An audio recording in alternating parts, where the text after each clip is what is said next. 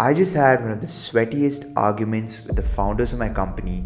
And to give you guys a little bit context, these two founders are two men who are almost twice my age. The argument was about why build this new company that we are working on in-house when we can outsource it. And just like that, in the matter of seconds, an 80,000 crore opportunity went out of my hands. So if you watched my video last week where I was going out looking for my technical co-founder, this was all happening behind the scenes. So here I am with zero savings to myself and family pressure to make some income, and I had to choose to let this opportunity die.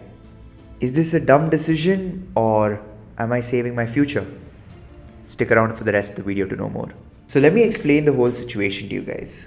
So I work for an insurance startup. Now we have our parent insurance company, which is where the founders of this company worked at, which is where I also worked at.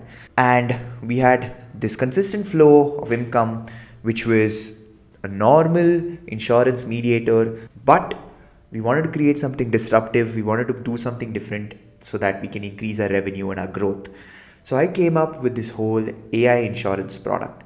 You see, what the biggest problem in insurance is, there's a misalignment of sales. People just sell insurance for the sake of selling it. They don't care whether the customer actually gets what they need. And the problem with that is because there is humans involved in it. Because if I hire a salesman to sell insurance, I tell him, hey, look, you go sell insurance, I'll give you this much money.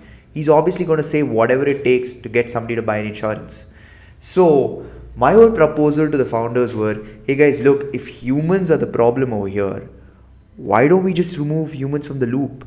I mean, we have technology that's up to this level today with AI, which can personalize, which can customize, which can give valid information. Why don't we remove humans from the loop? So that was the whole idea with the product that I was suggesting to them. And it was big, right? This is something that can completely disrupt the industry because nobody else is doing it for one. Everybody's saying that, yeah, you can trust us. We're all about trust and all of that. But they still have humans in the loop who are selling. And at the end of the day, maybe you can tweak the incentives a little bit, but the humans are going to want to just sell insurance. So they were against this because it was too complex and it was not their area of expertise. Now, a little bit about my situation is there are actual financial stakes involved with the situation, right? So I don't really have any savings.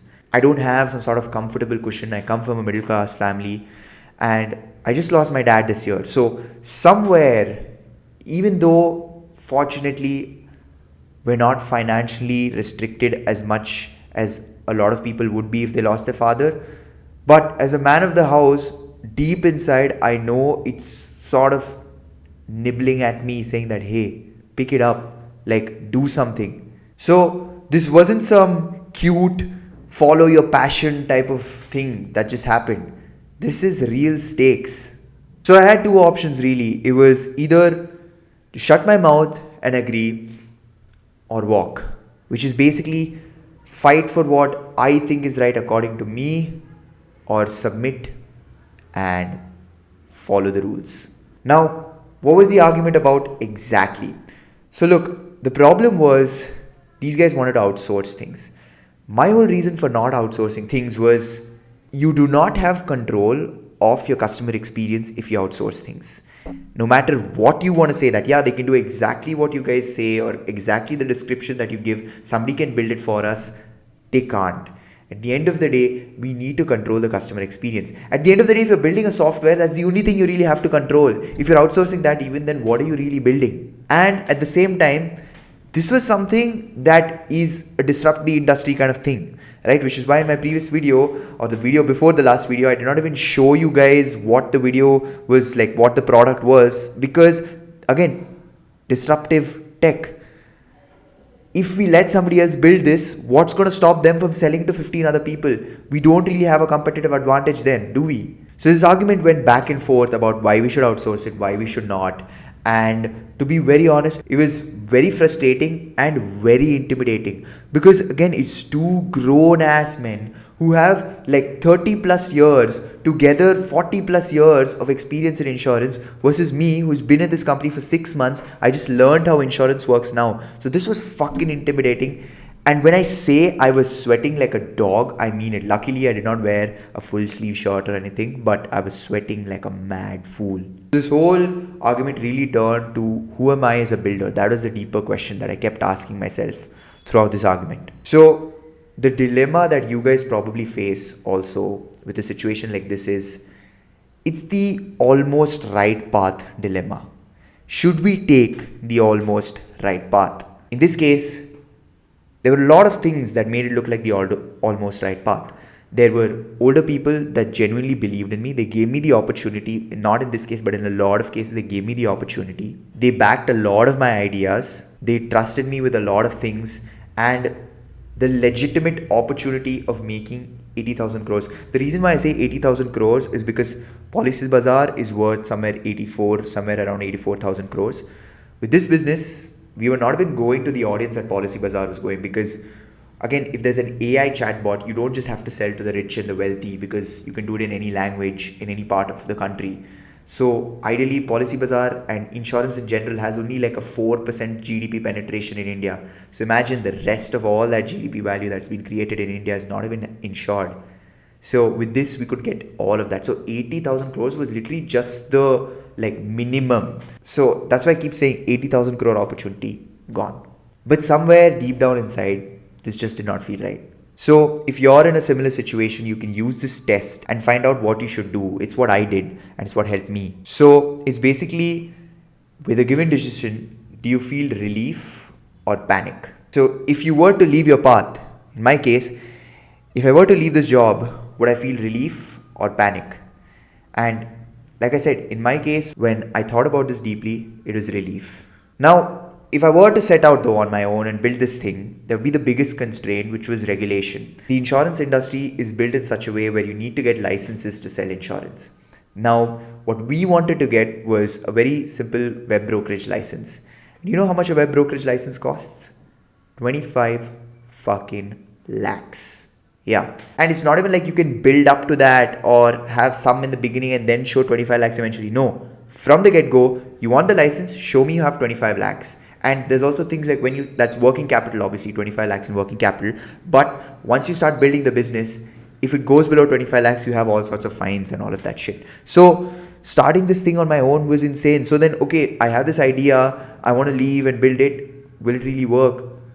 Because the entry to the game itself is so fucking hard. And at the same time, I know I was using AI in the whole tech, but I do not want to follow the race of the AI buzzword where you get extreme high valuations, people just pumping money in. I do not want to do that. I think it's stupid. It's the wrong way to start a business. If you really think about it from a first principles way, business is value creation. If you're just using a buzzword and getting validation for it, that's the worst fucking way to start a business. I genuinely cared about the mis-selling that was happening. I did not care about whether it was AI used in it or some other technology that came up tomorrow or some other technology from the past that could help us with this. Mis-selling. That is my value creation agenda. So then I really had to ask myself okay, if we were to build this by ourselves, I don't have shit ton of domain experience in insurance. So it's not like this is just going to be a piece of cake. You walk into it, you know exactly who to call. No. So in my case, which I'm assuming is also a lot of you guys' case, like you're young, you want to build something, you want to do some business or whatever. The question I really had to ask myself was, should I go with the license and capital route versus time and obsession? So eventually we decided to part ways. So the very next week, after the whole looking for my technical co-founder experience, I went to the cabin the next day and we decided that, hey, look, let's part ways. And to be very honest, I have a lot of respect for the founders of this company. They did it very well. In fact, I was even emotional to a certain extent, not because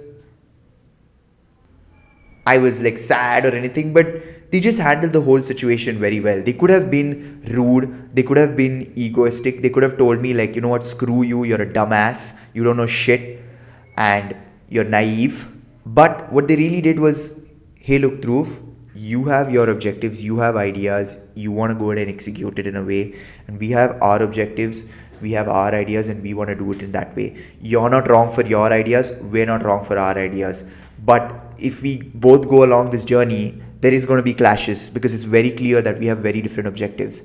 And for me, that was like, shit, thank you. You even made it clear to me, because I was unsure about this too. But when they said that, I was like, fuck, yeah, we do have different objectives. It's not going to be practical. But not gonna lie, when it hit me though, I realized that, yeah, shit, salary gone, job security gone. But under all of that, there was this relief. Like, it was almost like a stone was taken off of my chest. I kept telling this to my mom and sister. I literally felt like a bird that can fly now. I was like, okay, it's my time now. I'm going to go out there and fly. So yeah, guys, here we are again, being jobless. And I'm glad that the almost right chapter is closed now. And it's time to design my new chapter, a new journey. It is scary. Like, just the other day, I opened my bank account and I saw my balance and I was like, holy fuck, how are we going to manage? In fact, in my next video, I'm going to be speaking about that, how I plan on actually building a business with zero runway and make a company out of this situation and this mess that I'm in. But it's fun and it's exciting. Like I said, it's time for me to fly. So until next time, bye.